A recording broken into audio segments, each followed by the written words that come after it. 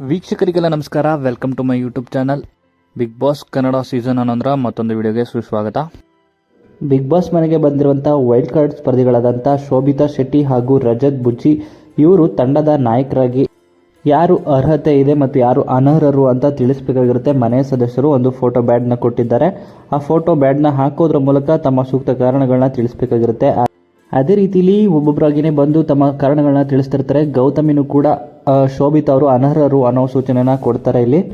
ಯಾಕಂದರೆ ನಾನು ನಿಮ್ಮ ಟೀಮಿಗೆ ಬಂದರೆ ನನ್ನ ಮುಖವಾಡನ ಕಳಿಸ್ಬೇಕು ಅಂತಲೇ ಒಂದು ಲೈನ್ಸ್ ಹೇಳಿದರೆ ಅದರಲ್ಲೇ ಇರ್ತೀರಾ, ನನ್ನ ಪಾಸಿಟಿವ್ನ ನೀನು ನೋಡಲ್ಲ ಅಂತ ಕೂಡ ಇಲ್ಲಿ ಗೌತಮಿ ಅವರು ಶೋಭಾಗೆ ಹೇಳ್ತಾರೆ.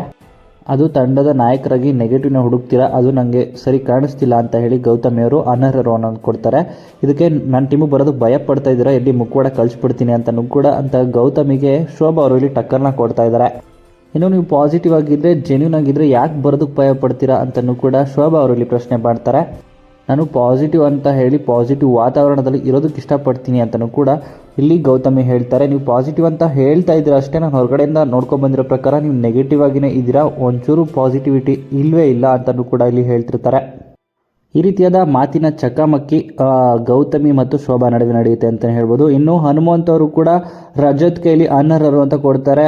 ಇವ್ರ ಮಧ್ಯನೂ ಕೂಡ ಮಾತಿನ ಚಕಮಕಿ ಜೋರಾಗಿನೇ ನಡೆಯುತ್ತೆ ಅಂತಲೇ ಹೇಳ್ಬೋದು.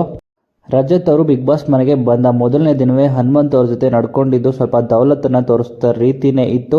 ಇನ್ನೇ ಅದಕ್ಕೆ ಹನುಮಂತ್ ಅವರು ಕೂಡ ಕಡಕಿಗೆ ಉತ್ತರವನ್ನು ಕೊಡ್ತಾ ಇದ್ರು.